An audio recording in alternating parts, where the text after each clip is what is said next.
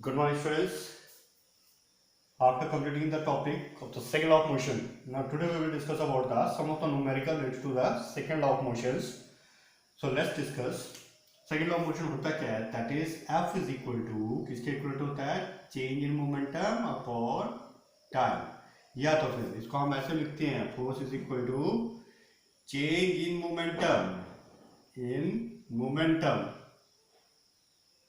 upon time. और last में हमने इसका रिजल्ट निकाला था F is equal to m a के इक्वलेंट। ठीक है, तो इन्हीं फॉर्मूलेस का यूज करते हुए हम इस न्यूमेरिकल को सॉल्व करेंगे। तो न्यूमेरिकल में देखो क्या बोला गया है, एक cricket ball of mass 70 gram. Cricket ball दी है, उसका मास कितना बोला हुआ है? 70 ग्राम। ठीक है, गिवन क्वांटिटीज लिखते चलते हैं। मास बोला हमें कितना, m is equal to 70 gram बोला हुआ है। Clear? Moving with the velocity of, velocity दी है साथ में, वेलोसिटी के बारे में क्या बोला गया है? That is velocity is given 0.5 metre पर सेकेंड बोली हुई है।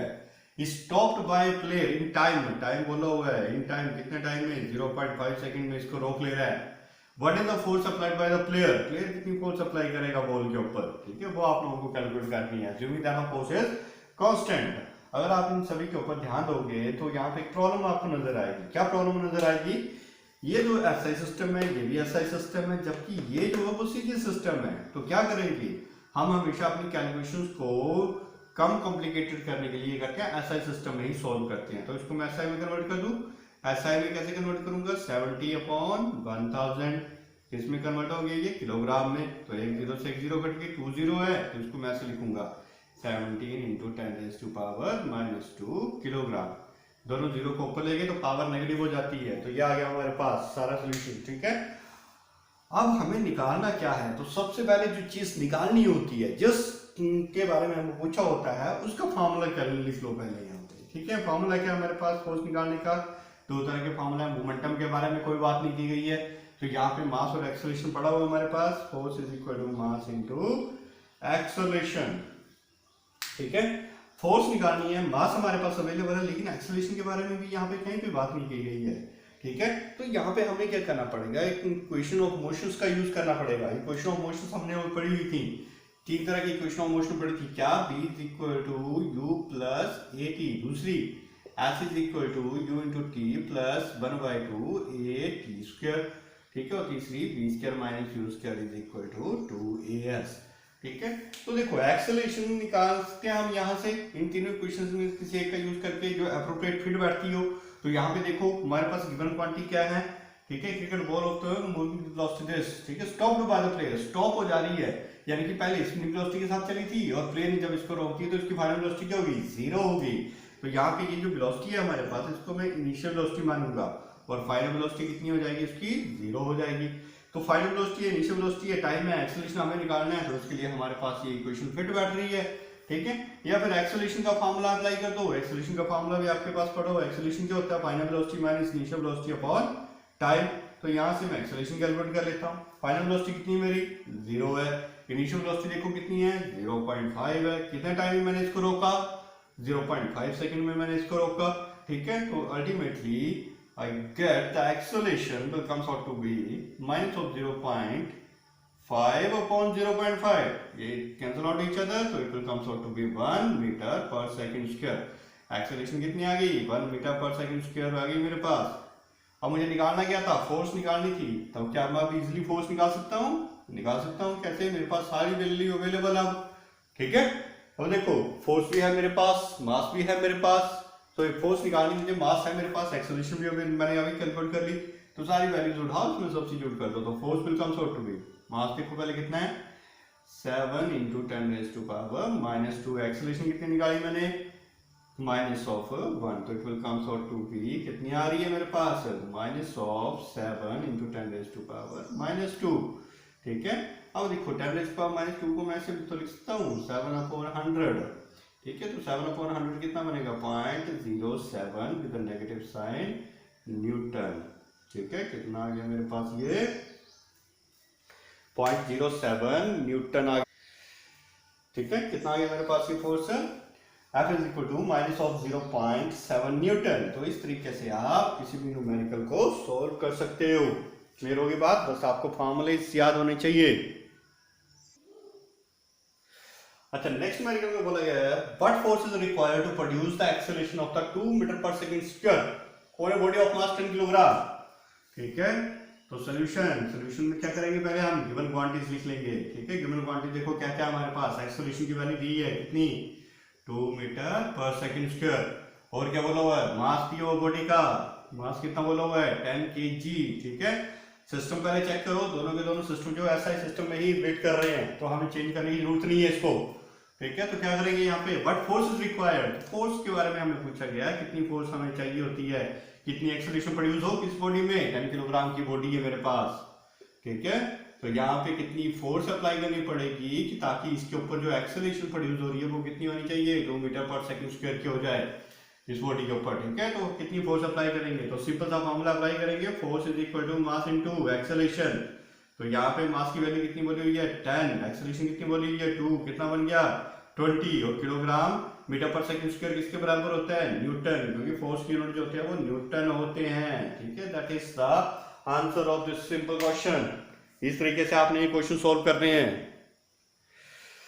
ओके, नेक्स्ट न्यूमेरिकल में बोला गया हमें a motor car of mass 1200 kilogram. ठीक है, एक मोटर कार के बारे में बात की गई है। ठीक है, इसका मास कितना बोला हुआ हमें, सोल्यूशन में लिख देते हैं, गिवन क्वांटिटीज क्या क्या है हमारे पास। सबसे पहला काम आपने यही करना है हर एक न्यूमेरिकल को सॉल्व करने के लिए पहले। ठीक है, तो यहाँ पे मास की वैल्यू बोली हुई है कितनी, 1200 किलोग्राम के बारे में बोला गया है। साथ में moving with a straight line with the velocity of 90 kilometre per hour, velocity दी है। ठीक है, कोई भी हो सकती है, इनिशियल भी हो सकती है, फाइनल भी हो सकती है, तो आगे पढ़ के पता चलेगा इसके बारे में। इट्स वेलोसिटी स्लो डाउन, यानी कि ये जो हमने लिखी है वो इनिशियल वेलोसिटी ही थी, उसके बाद उल्टी वेलोसिटी जो कम हो जाती है, स्लो हो जाती है, कितनी, तो फाइनल वेलोसिटी कितनी होगी, 18 किलोमीटर पर आवर होगी। ठीक है, इन जस्ट 4 सेकेंड, कितने 4 सेकेंड में होगी ये, तो टाइम भी दिया हुआ हमारे पास कितना, 4 सेकेंड के बारे में बोला हुआ है। बाय एन अनबैलेंस फोर्स, एक अनबैलेंस फोर्स जब हम इसके ऊपर अप्लाई करते हैं। ठीक है, तो अगर हम इसको ऐसे ड्रॉ करके देखते हैं तो कुछ इस तरह से इसका ये रिजल्ट बनता है। ठीक है, क्या बोला गया है, कार जो है कितनी स्पीड के साथ चलिए, पहले 90 किलोमीटर पर आवर। ठीक है, एक अनबैलेंस फोर्स इसके ऊपर अप्लाई की, जब इसके ऊपर अनबैलेंस फोर्स इसके अपोजिट डायरेक्शन में अप्लाई करेंगे तो इसकी वेलोसिटी जो है 18 किलोमीटर पर आवर में जा रही है। ठीक है, कितने टाइम में, ये सारा का सारा चेंज जो हुआ कितने टाइम में हुआ, 4 सेकंड के अंदर ही चेंज होगी ये सारा। ठीक है, तो आप लोगों को बोला गया है then find calculate the acceleration change in momentum and also calculate the force required. ठीक है, ये फोर्स कितनी थी, आपको अलग अलग क्वांटिटीज निकालने के लिए बोला गया है। क्या क्या एक्सेलरेशन बोली आपको कैलकुलेट करने के लिए, कितनी आएगी, चेंज इन मोमेंटम बोला हुआ है जिसको हम रिप्रेजेंट करते हैं डेल्टा पी से, वो कितना आएगा, और फोर्स कितनी आ रही है उसको कैलकुलेट करने के लिए बोला गया है। ठीक है, तो ये 4 क्वांटिटी आपको निकालनी है। तो सबसे पहले अगर मैं फोर्स निकालना चाहता हूं तो मास इनटू एक्सेलरेशन होता है, जबकि एक्सेलरेशन तो यहाँ पे अवेलेबल नहीं है। ठीक है, तो फोर्स में डायरेक्ट नहीं निकाल पाऊंगा। ठीक, change in momentum, change in momentum में निकाल सकता हूँ, क्यों, क्योंकि मुझे चेंज इन मोमेंटम का फॉर्मूला पता है। चेंज इन मोमेंटम कैसा निकाला जाता है, जैसे आपको पीछे वीडियो में बताया था, चेंज इन मोमेंटम। ठीक है, चेंज इन मोमेंटम कैसे निकालते हैं, final momentum minus of initial momentum. ठीक है, एम को मैं सिंपल एम लिख रहा हूं मोमेंटम की जगह, तो आपने इस तरीके से इसको निकालना है। तो चेंज इन मोमेंटम निकालने का फॉर्मूला डेल्टा पी से रिप्रेजेंट करते हैं हम इसको। ठीक है, चेंज जो होता है डेल्टा से रिप्रेजेंट करते हैं। उसी तरह से final momentum, final momentum, momentum का फॉर्मूला क्या होता है, मास इनटू वेलोसिटी, तो फाइनल वेलोसिटी कितनी है, v है, initial velocity m into u। ठीक है, अब देखो यहाँ पे दोनों में कॉमन क्या आ रहा है, कॉमन आ रहा है मास। अब यहाँ पे बचा मेरे पास b माइनस ऑफ u। ठीक है, अब आ जाते हैं यहाँ पे बैलेंस को सब्स्टिट्यूट करने के, लेकिन सबसे पहले मैंने एक बात भूल के बोलनी है। यहाँ पे मैंने आपको बोला था यहाँ पे सारा सिस्टम चेक करना अपने वाले, सिस्टम किलोग्राम ऐसा ही सिस्टम है, kilometre per our is not ऐसा ही सिस्टम। तो क्या करना पड़ेगा, इसको कन्वर्ट करना पड़ेगा किसमें, मीटर पर सेकंड में। कैसे, 90 इंटू 5/18 से मल्टीप्लाई करके। ठीक है, किससे, 5/18 से मल्टीप्लाई करके, तो ultimately it will comes out to be 25 metre per second. आ गई इनिशियल वेलोसिटी आ गई। उसी तरह से फाइनल वेलोसिटी को भी कन्वर्ट करो, 5/18 18 से 18 कट जाएगा, बचेगा 5 मीटर पर सेकेंड। अब देखो सारा का सारा सिस्टम जो है SI में कन्वर्ट हो गया, ठीक है। तो मुझे निकालना था चेंज इन मोमेंटम। अब मैं इजीली इन सारी वैल्यूज को यहाँ पे डाल सकता हूँ। तो चेंज इन मोमेंटम देखो, मास मेरे को बोलो हुआ है 1200 किलोग्राम, 1200 सॉरी केजी लिखने की जरूरत नहीं है यहाँ पे, पहले जब सब्स्टिट्यूट करते हैं, इनटू फाइनल वेलोसिटी देखो कितनी निकाली मैंने SI में 5 मीटर पर सेकेंड। इनिशियल वेलोसिटी कितनी निकाली 25 निकाली, ठीक है। तो यहाँ पे बना 1200 और इसको 25 में 5 कितना रहेगी -20। तो 20 को इससे मल्टीप्लाई कर दो, कितना आ जाएगा 12 2 का 24 और 3 zeros, ठीक है। तो इसकी यूनिट क्या होते हैं kilogram metre per second square. ये आ गया हमारे पास चेंज इन मोमेंटम। क्या आ गया ये चेंज इन मोमेंटम, यानी कि इतना मोमेंटम जो बॉडी का चेंज हो रहा है। जब आपने यहाँ पे मोमेंटम निकाल लिया तो फोर्स निकालना मुश्किल है नहीं। कैसे फोर्स कैसे निकालेंगे अब हम इसमें, ऑब्वियस सी बात है, जैसे हमने फॉर्मूला लिखा था न्यूटन का ला, फोर्स किसके इक्विवेलेंट होती है चेंज इन मोमेंटम के इक्विवेलेंट होती है। किसके इक्विवेलेंट होती है change in momentum upon time, ठीक है, will be equivalent to the change in momentum.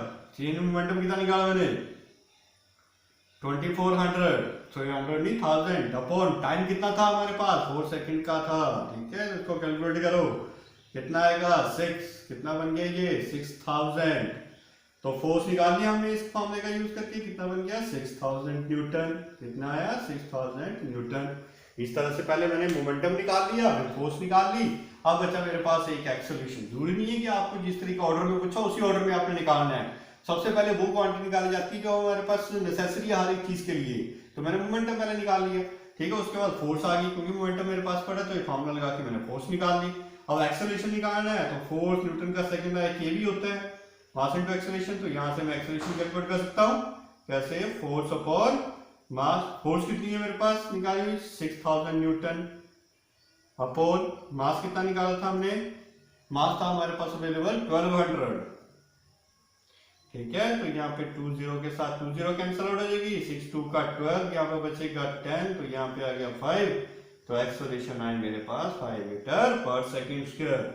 So acceleration is comes out to be 5 meter per second square. In that way you can solve this numerical. ठीक है, आप लोगों का task है जितने भी न्यूमेरिकल दिए बुक में सारे करने हैं along with the exercise.